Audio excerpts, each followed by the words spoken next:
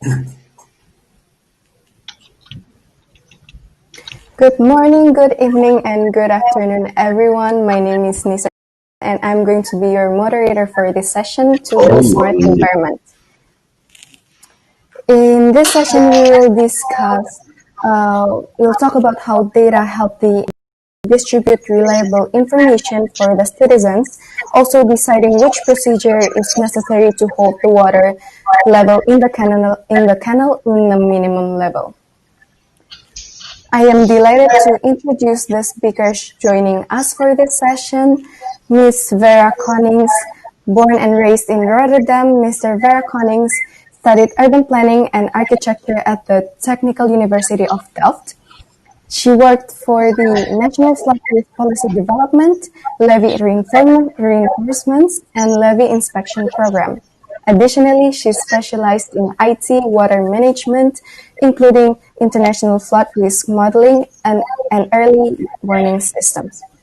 Since 2020, she is responsible for flood risk management policy and implementation for the city of Rotterdam. Hello, Ms. Vera Konings. Thank you. Our second speaker will be Mr. Juan Intan Kangrawan. Juan Intan Kangrawan is the current head of data analytics at Jakarta Smart City. His key role is to fully utilize data to formulate public policy and to improve quality of public services. Juan is currently working on several city-scale strategic analytics initiatives. He is also developing and aligning strategic partnership framework between Jakarta Smart City with other government agencies, business enterprises, research agencies, and universities. Hello, Mr. John Intan Kangrawan. Yeah, hello. And our third speaker will be Insinyur Muhammad Insaf, Magister Teknik. He was born on June 22nd, 1968. He graduated from Universitas Diponegoro, Semarang, and finished his master's degree in urban planning. He used to work in the Regional Disaster Management Agency, BPBD. He worked in Development Planning Agency of Jakarta Provincial Government, Kepulauan Seribu Regency, West Jakarta Major Office, and Transportation Agency Office. Hello, Ms. Insinyur Muhammad Insaf. Hello, thank you very much. Hello, and thank you to our speakers for joining us here today in this section. For the attendees here with us, please feel free to use the question and answer feature. We will be able to discuss your questions in the end of the session. Our first speaker will be Ms. Vera Konings. You have 10 minutes and the screen is yours. Thank you.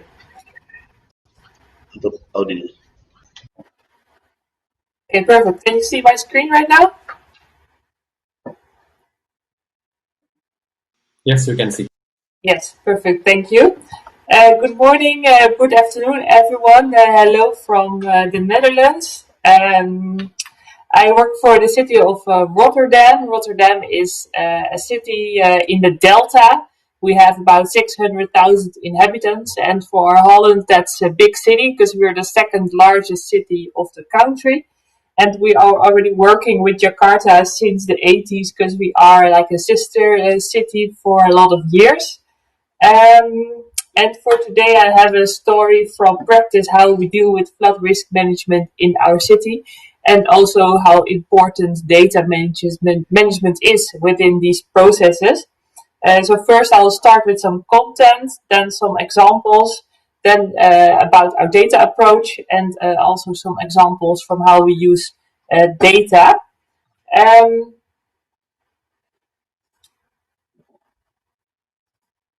So Rotterdam started as a city along one of our main rivers, the river Meuse and the river Rotte. So that's also where our name came from. It all started with a dam in the Rotte, and that made the name Rotterdam. And that water is still very important and the main part of our most characteristic landscape element within our city.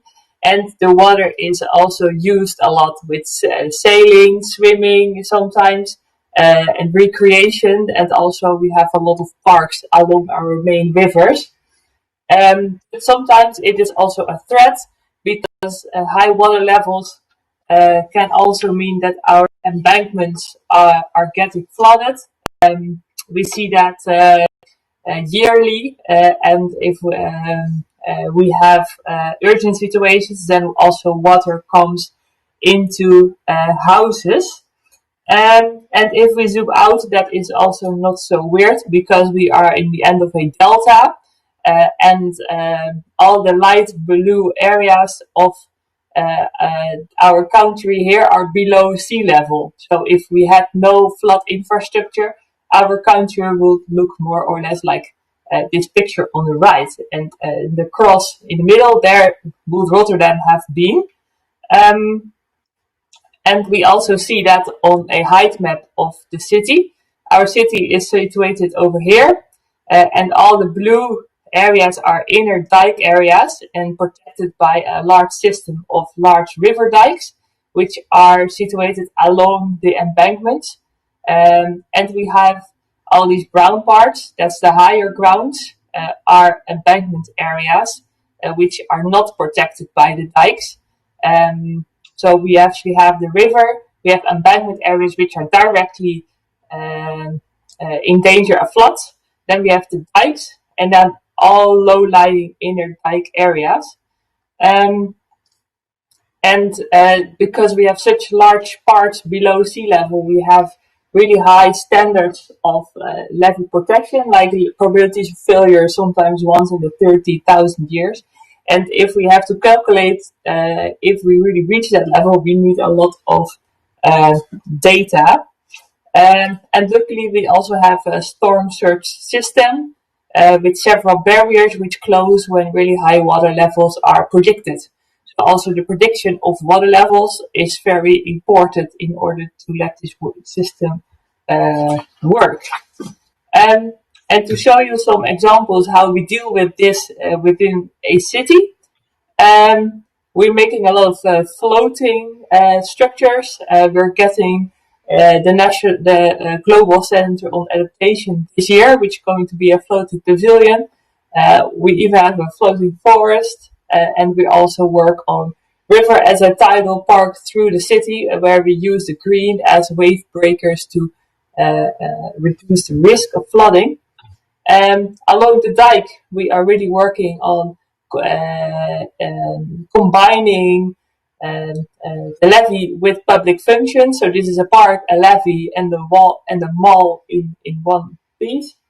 And for the embankment areas, out before the dikes, we work on long-term strategies how we should deal with that. And in order to do that, we also make a lot of flood maps with predictions of return periods, which areas get wet with which kind of climate scenario.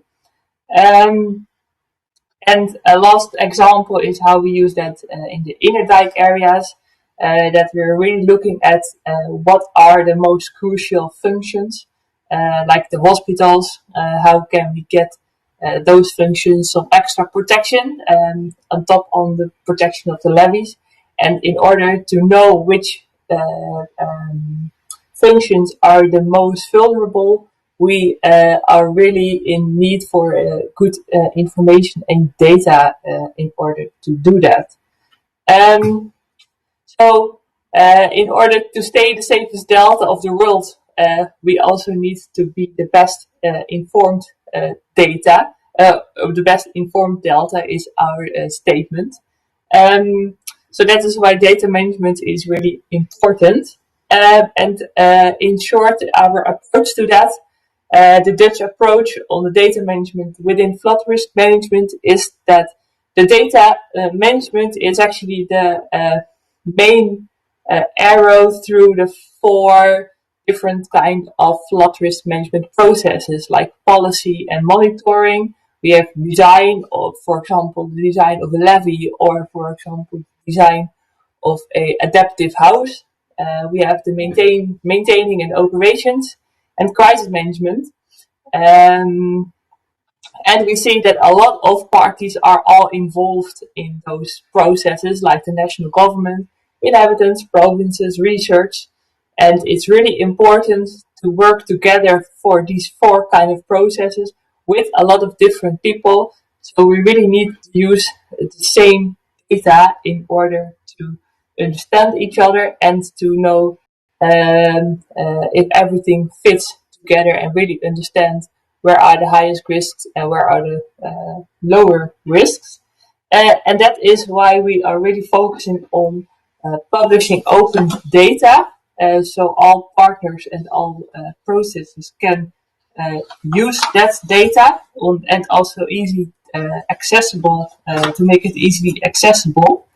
And some examples how we do that is, for example, the discharge of the water levels in Holland.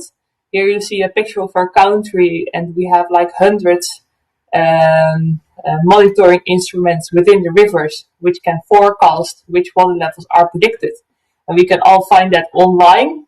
So I can click on Rotterdam and I see a graph what will be the type B in the river Meuse. And if certain higher water levels will reach, for example, above the 2 meters, I get an SMS warning, and also the people which need to close off some roads also get SMS warning. Another example is a flooding information system for inhabitants, where inhabitants can fill in the predicted water level on the River Meuse and can see which embankment areas, so the areas before the levees, are at risk of flooding, so they know if they have to take precaution measurements. And an example about how we deal with open data on levee scale is a national levee information portal, which is also online accessible for everyone, even for my neighbor. And it's a Dutch screenshot of it. But what I can see are all the primary levees. I can see what is their probability of failure, but I can also see their level of maintenance. And I can also download kind of reports about every levee, so all the data which is used can be used by everyone who is interested in that. And a last example is our national database with flood maps. So that is more related to the inner dike area data and management. We also have a portal which is made for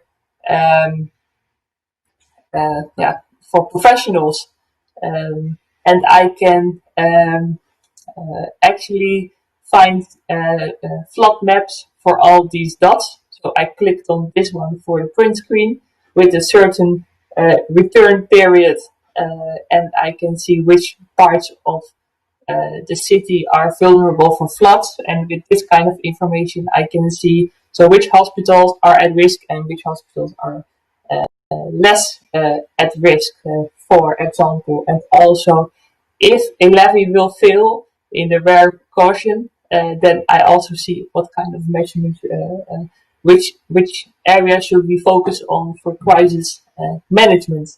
And these kind of models or these kind of flood maps are made with hydrodynamic flood risk mapping software.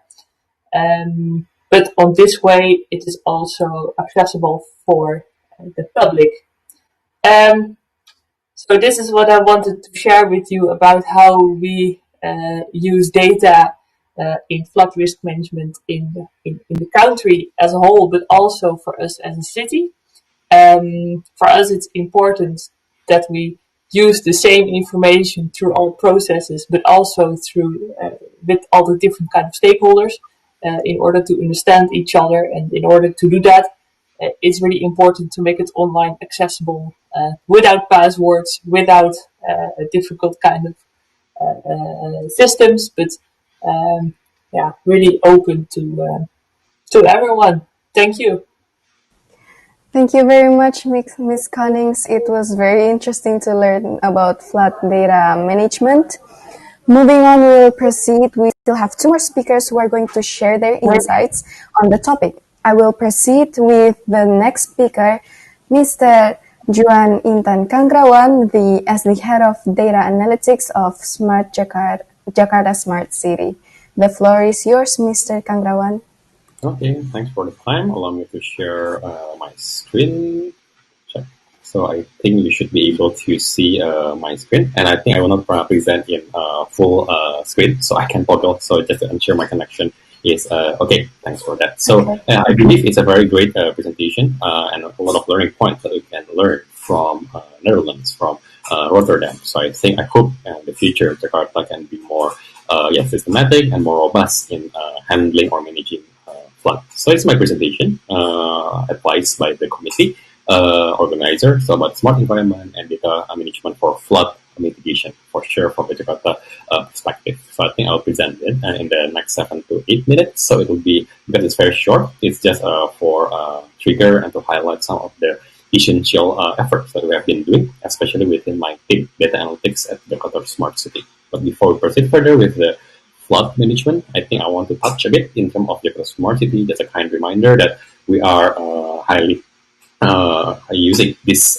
framework, especially for the collaboration. So in spirit, we want to work together with the other government agencies, industry, media, academics, citizens, and so on, including to tackle the complex urban challenge. Because I believe, including flood, traffic jam, and so on, I think we need solution from diverse angle, from diverse perspective, and from there we try to build comprehensive solution. I think this is the mindset and the framework that I want to emphasize, and a little bit about the data that we have been handling. I think in the smart city, we are working with other government agencies in Jakarta. Easily, there are around 200 to 300 government agencies in Jakarta. So we collect and manage data about citizen aspiration, transportation, tax, flood, subsidy, health, especially COVID-19, education, waste, and so on. So I think we work progressively. For sure, we are not integrating the entire data at a single point of time, but depends on the use case, depends on the business questions, depends on the data policy and the decision they want to make. Progressively, we are accumulating more and more data that can be useful for our policy formulation. So it is the overall context of the data priorities in Jakarta Smart City. So in terms of a bit of technical portion, we are building our data warehouse, or so-called data mart. So whereby after we are collecting all these data and details, we want the data to be useful. So we try to categorize in a certain domain, for example, like health, flood, weather, citizen, and so on. So the idea is we can accumulate something like closer to the single source of truth. So we will be able to know, let's say, the specific domain data in the last, let's say, 5 to 10 years. And from there, we are trying to get some insights, historical pattern, and hopefully certain predictive and prescriptive actions based on the data. And after we have this kind of data mart, we want to use this not only within ourselves, with Jakarta Smart City, but we want to work together, let's say with other government agencies, including the BPBD, FDA, and also we have other research organization, university, and industry. So by having this, I believe in Jakarta Smart City as a data team, we are not the specific domain expert, especially for flood, for healthcare, and so on. So from there, we know our limitation as well, and we try to get more discussion, insights from the expert, let's say for flood management, for example. So in terms of the data product, I will share with you more later on. So this is the varieties of our data. So it can be seen from the maturity, it can be seen from the type or format. So the easiest one would be like the public dashboard that it's available for public, for example, like the COVID-19 one, and I believe the flood one is also available. So you will be able to see our monitoring dashboard in real time. And also from there, we are also preparing, let's say, like the early warning system, our regular situational report, policy paper, and so on. So this is the data portfolio for the Smart City. And yeah, these are some of the example of the dashboard. It can be public dashboard, it can be internal dashboard for our evaluation and assessment. So I think it's the overall context about Jakarta Smart City and data. Hopefully you can appreciate the high level view about Jakarta Smart City. Now, in the next 4 slides, I will share a bit more in terms of the ongoing efforts by data analytics team at Jakarta Smart City. So in terms of the high-level view, recently we are engaging with some of the scientists and some of the research institutions as well, together with some of the government agencies in Jakarta. So in terms of the high-level view, I think there's not so much something new, because in here we try to compile all possible variables and components and how we can drive a comprehensive solution. So over here, I'm not talking only about data or dashboard, because I believe the way we play a part is about this portion, whereby we are building our predictive model based on, let's say, the weather data, river bank data, about the rainfall data, and so on. And from there, we are also tabulating and consolidating some of the data sources, including with some of the sensors and so on. And also, as the output, we are also not only publishing the dashboard, but let's say we are using the so-called super apps or one-stop service, Jakarta Kini app, that can be leveraged by the citizen. So I think in the principle, we are trying to leverage all the data that we have, our existing technology, and we try to deliver our product and service that can be beneficial for the citizen. For sure, it is a very high level and long-term view. I think it should be executed phase by phase. Hopefully, there will be some concrete progress on this, but at least I can talk more about the data part because so far we have been building our predictive model as well for flood, and it should be reviewed, and we need input as well from the domain expert, let's say from flood management, from the scientists, and so on. And again, in terms of the actual dashboard, this is some of the example. So whereby we can have like the scenario analysis. So that if there is a local rain, and then if there's let's say the rain in the seas and so on. So what will be the impact to the flood in Jakarta? Our model is very simple. We have around 7 to 8 scenarios whereby we can select, and from there we will be able to know the potential spread of the flood in Jakarta. But again, this kind of model, this kind of scenario analysis should be validated and then should be confirmed and should be refined accordingly. So I believe the flood management approach shouldn't be only in the year end or the early year period, let's say in December or January, but it should be continuous, because we should always be refined in terms of our model, our data, and also the inputs from other domain experts as well. So this is one of the example about the scenario analysis for flood. And the next one, we are also working together to know the situation about the water level, the river condition, the water pump, and so on. So we have this kind of management dashboard that can be accessed by public as well. So these are some of the highlights that I can share, at least from my team, data analytics team in Jakarta Smart City. So as a closure, I think from this event, I'm also hoping that we can build more and more robust solution, especially for the flood management, and hopefully it can be more benefits for our citizens in Jakarta. I think that's my presentation. Hopefully it can give you a bit of context and also highlights about the way Jakarta Smart City, especially data analytics team, the way we are handling and managing floods, and hopefully there will be more and more progress in the next few years. Thank you very much. Thank you very much, Mr. Kangrawan, for your interesting input on the topic. We are going to proceed with our next speaker, Engineer Muhammad Insaf, Magister Teknik. The floor is yours, Engineer. Okay, thank you very much.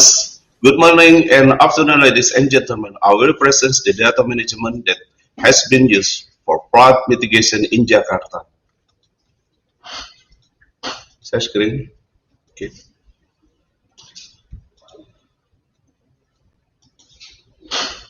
Okay. In this slideshow, rainfall prediction and R status of the flood for Jakarta, Bogor, Depok utilize Smart Climate Model or SCM from Meteorology Study Program of Institute Technology Bandung based on data that we collect. We predict climates of the rainy season would happen to be fourth week on January 2021. In the fourth week on January 2021, we predicted that extreme rain would occur in Jakarta, Depok, and Bogor areas. This would cause Katulampa Weir, Pesanggerahan Pos, Manggarai Watergate, Pluit, and Ancol to become level 1 earth warning. Here are the following of flood early warning system in Jakarta. Jakarta Department of Disaster Mitigation or BPBD will receive data information from Department of Water Resources, then data would be processed at Jakarta's Disaster Information and Data Communication Center for the Society, Organization, Province, Government or OPD and local district in Jakarta. If the river water level status is on level 4, which means situation is stable. When the water level has increased, become earth status level 3, which means situation is cautions. Therefore, in addition to spread early warning information through BPBD social media and website, early warning disseminates through early warning speakers in flood-prone areas. If the status has increased to our status level 2 warning and level 1, which means situation is danger, apart from using social media, website, and early warning speakers, the information would also be blessed by BPBD SMS blast system. In this slide show the data example of river water level data that BPBD has collected from Department of Water Resources. Yellow as the color indicates to our status level 3, orange indicates our status level 2, and red indicates our status level 1. Of river water level from Department of Water Resources would be processed into early warning information by adjusting the travel time of water of substation, spread the information to the station, organization, province, governments, PD, and local district in Jakarta. This media for flood early warning system. There are 23 early warning speakers in 14 different sub-districts that known as flood-prone region. The speaker audios used for forwarding information about early warning system to the station that live in flood-prone region to be activated directly from BPD with VHF, digital and IP radio technology. Other than speaker audios, there would be SMS blast, early warning SMS blast about flood would be sent to region which map based on river flows. BPBD and Ministry of Communication and Information are doing a collaboration in SMS blast. SMS blast about flood would deliver to every sub-district 124 sub-district near 7 rivers. Determination areas that receive SMS blast and placing speaker audio based on the processing result of flood history spatial data. The word provide data processing, data utilization, and data management influence for flood mitigation process. Besides to processing data for early warning, BPBD also has data platform processing for mitigation community from flood disaster.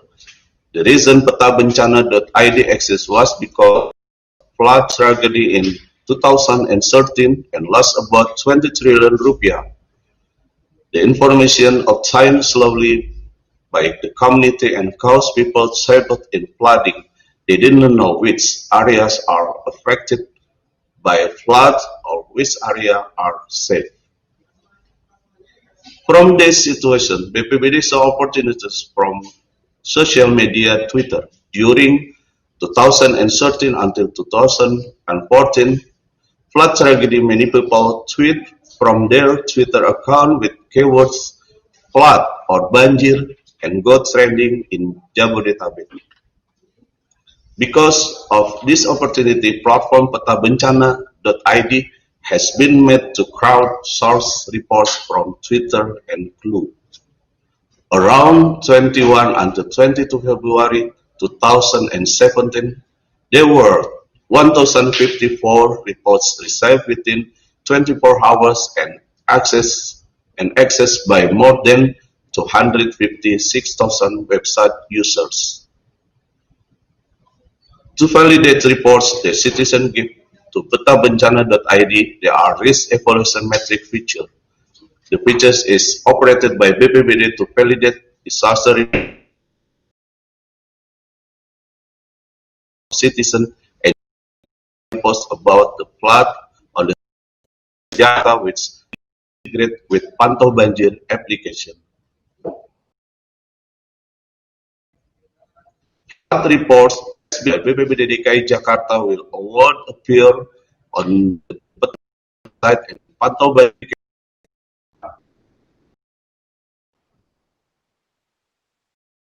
Therefore,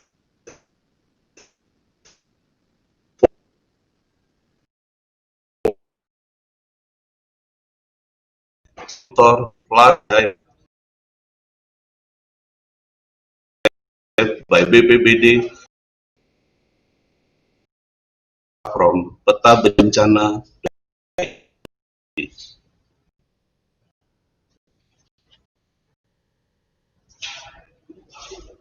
management for flood mitigation in Jakarta to its digits number 11 goals and community. Because of flood mitigation, it reduces the risk of flood disaster. Decreasing risk of flood has made saving and resilience. Of development in implementation in line with Sendai framework for disaster reduction 2015 until 2030 and holistic disaster risk at all levels. That's all information I provide for today. Thank you for your attention and thank you very much. Thank you very much, Mr. For your insights on data management for flood mitigation in Jakarta. For now, we're gonna be headed to the question and answer section. The first question is from Nia Benovit, aimed to Mr. Kang. Mr. Kangrawan, are you? Hello, yes. Okay. So the question is, what is the resolution of the data that is available in the Smart City Jakarta data portal? Is district level or even below? And is it publicly accessible?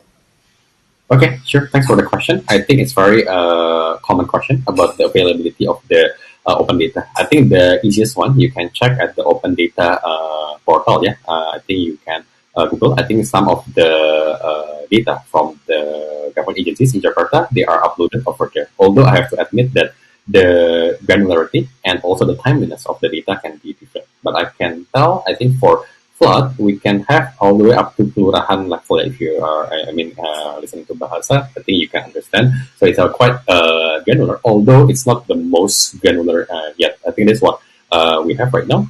So I think that's the first point that I can highlight to you, and that the data is available over there. And secondly, I think we'll learn as well from the COVID-19 situation. I believe you're aware that we have a dedicated website for the COVID-19 in Jakarta. So I think the idea is to have this kind of similar website for flood, so whereby you'll be able to see real-time or near-real-time information and all the relevant documents, policies, and so on, and also even raw data sets for flood-related matters. So to answer this question, I think it's available in the kelurahan level. May not be the most granular yet, but and again we have I think the latest data recap by per month. Yeah, that's the highlight that I can share. In terms of the granularity, I need to double check. I think in the monthly file you'll be able to see on the daily level as well. I think that's my comment about the question. Thank you.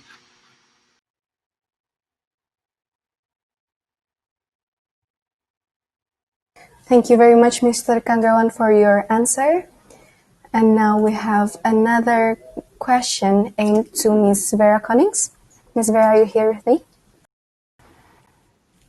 Okay, so the question is, you mentioned about open data in flood risk monitoring. How open is open? And could those data be developed and monetized by private sectors for the benefit of citizens? Yes, thank you for the question. So the data is developed mostly by national organizations. Often companies help in developing that data in like an assignment and then it's published by the national organization, and they mostly keep the how to say the standard of kind of data, so that we still continue in using the same kind of data format, but it can later on be downloaded by other private sector organizations. For example, I showed an example of the system which provides information about the status of the levies. The assignments or the investigations about the status of those levies are done by private sectors. They make a report, and that report will be uploaded to the website, and other private organizations are able to download and see that report. I hope that makes it a bit more clear. Thank you so much, Ms. Cunnings, for the answer. And the next question will be to Mr. Muhammad Insaf. Are you here with us? Okay, thank you. Okay, so as the Regional Disaster Management Agency, seems that Ms. Cunnings handles flood management and Mr. John talked about analytics. How can both their data help you in your job? Oh.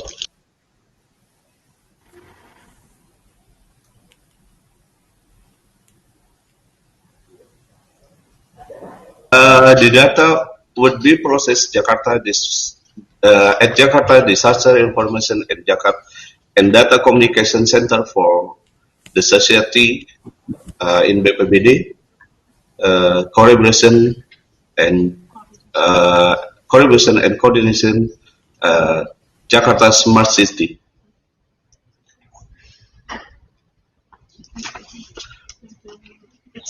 And we are conditioned with another agency.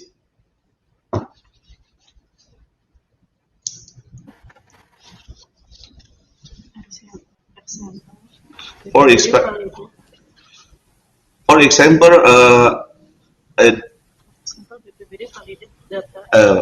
example, BPBD validate data from Jakarta Smart City and Jakarta Smart City to publish data from BPBD. Thank you very much. Okay, thank you very much, Mr. Insaf. The next question will be to Mr. Kangrawan again.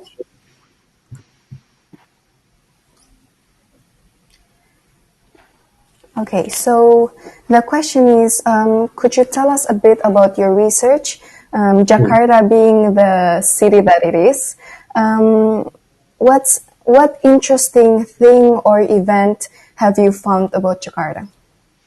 Okay, sure. I think I'm trying to guess, to be honest, at the angle or the perspective of the question. When you mentioned about research, maybe you are coming from the research background or you're the, let's say, master or PhD students. I may not be aware about that. But allow me to share briefly and try to guess about the direction of your question. So for me personally, I'm excited and also honored to work in the smart city. One of the reasons our director, Mr. Yudhishthira, I believe he presented also in this event, he really encouraged us to write a proper academic research. So we published some of our journal in the national conference or journal, even in the global conference like IEEE, for example. So I think that's a really good encouragement, and especially about the COVID-19 context. We have been writing quite a number of journals about that, and some of the other domains is about the, let's say, forecasting the citizen response management, and also about the traffic pattern in Jakarta, because we have quite granular level of data in Jakarta Smart City, working together with some of our partners for data providers. So I think that's some of the context. So in terms of the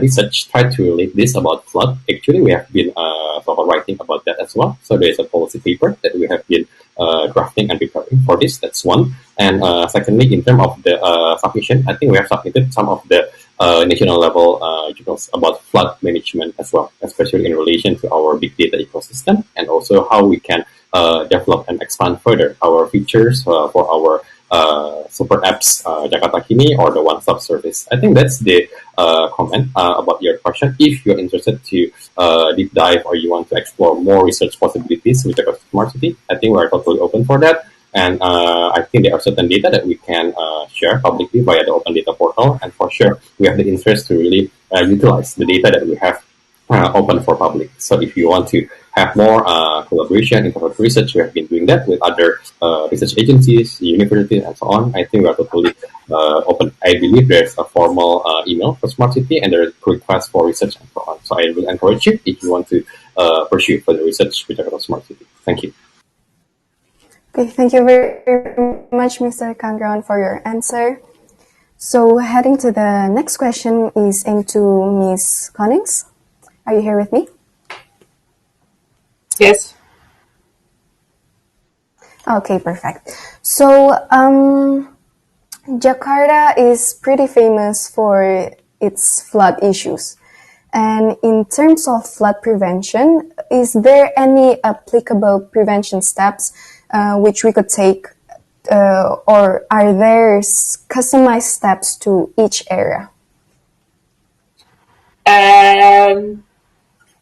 Yes, I think people are also working on that. I'm by myself. I'm not really familiar with the Jakarta situation, but if it is about prevention measurements, I think compartmentation levees or adapting houses to certain flood depths.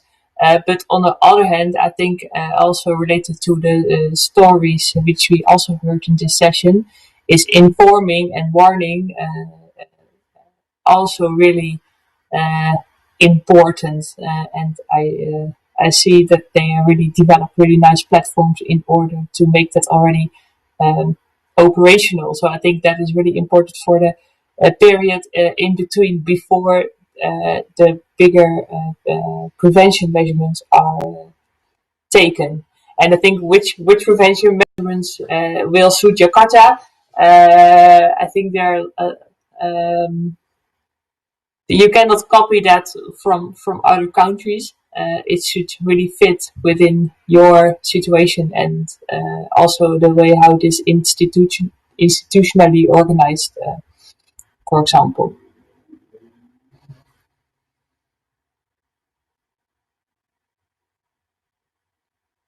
That was the answer. Okay, thank you very much, Ms. Connings, for the answer. And the following question is aimed to Mr. Insaf. Mr. Insaf, are you here with me? Yes, okay. Okay, yeah.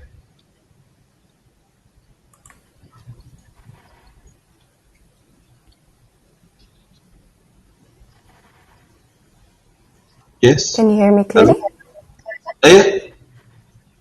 I hear you. Oh, the same is question. Hello? Hello? Hello? Okay, so Hello? the question for Mr. Insaf is, what data do you incorporate to your analysis when preparing for disaster management or disaster mitigation? For I'm sorry, I can hear. Repeat. Repeat question. I can repeat question. Hello, repeat question. Gimana cara menganalisis? Huh? Hello, I can hear.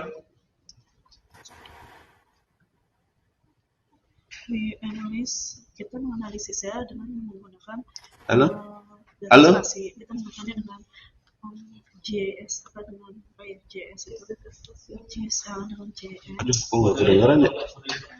Halo, halo, I can hear. Aduh, kok.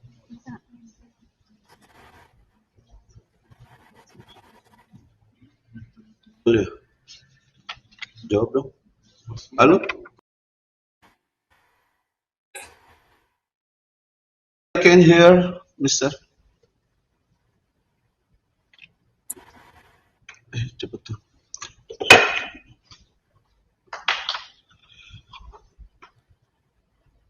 Halo. Maybe We if analyze- someone can put I can hear. We can hear you, Pak. I think we are waiting for Mbak Nisa at the host. Yeah. Yeah, Maybe someone can put a question in the chat.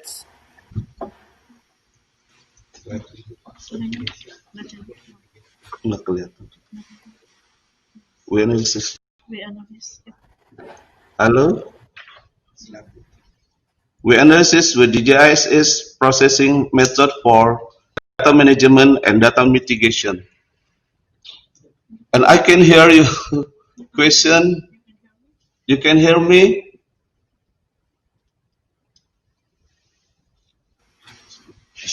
Hello? The moderator lost the connection. I think we can wait for a while. Iya. Dia udah off, Pak. Iya. Dia berkoneksi tadi off. Iya. Itu yang moderator. Iya. Oh iya. Oke.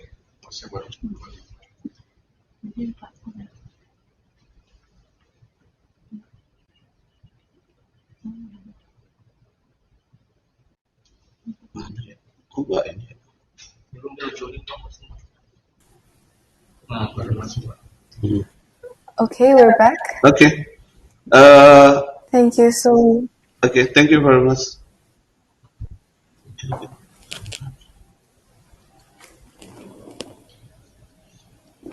Hello? Okay, so I'm going to repeat the question.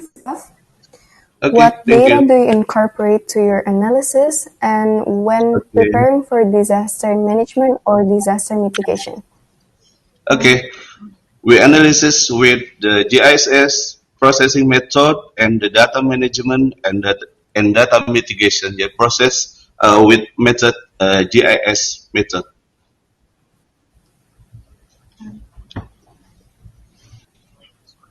That's all my answer. That's all my answer. Yes.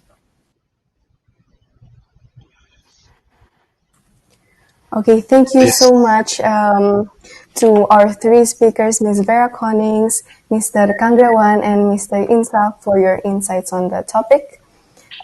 We have reached to the ending of our session, and we will take a 5-minute break.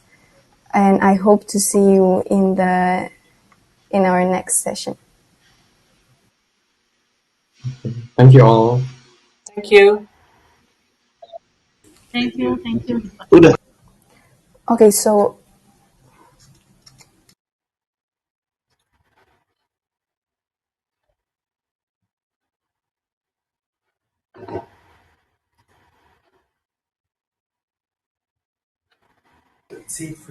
okay, to end our session, we have a video to play.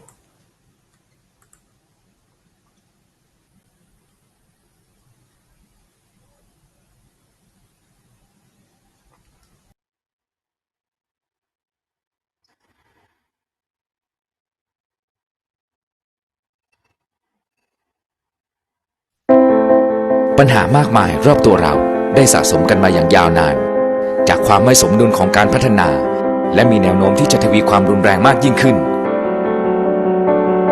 ไม่มีใครอยากให้เป็นแบบนี้แล้วสาเหตุที่แท้จริงคืออะไรแล้วใครล่ะที่จะมาแก้ปัญหาเหล่านี้ทำทันที now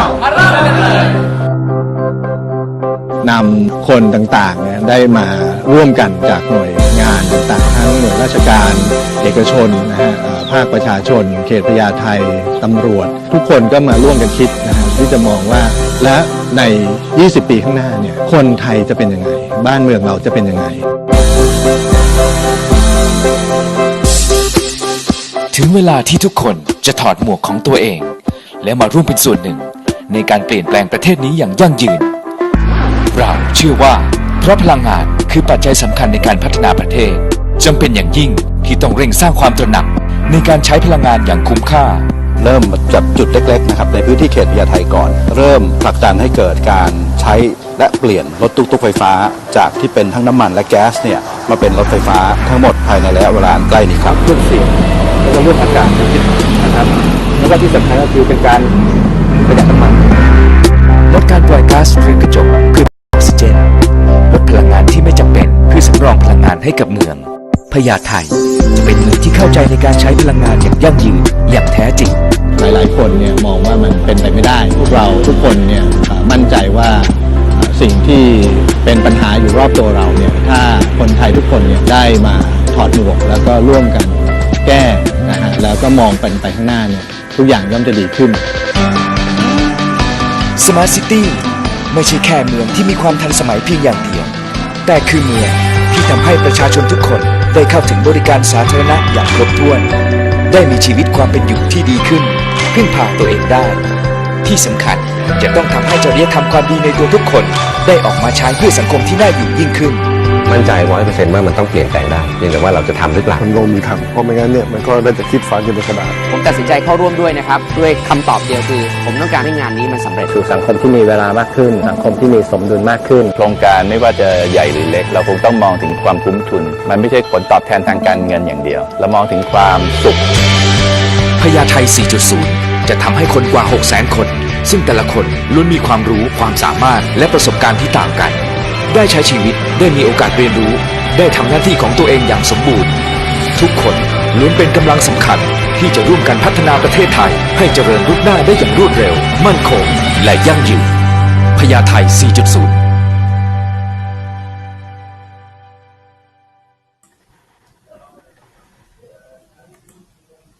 Okay, thank you so much everyone for attending this session, and I hope to see you all in our next session. Bye. Bye.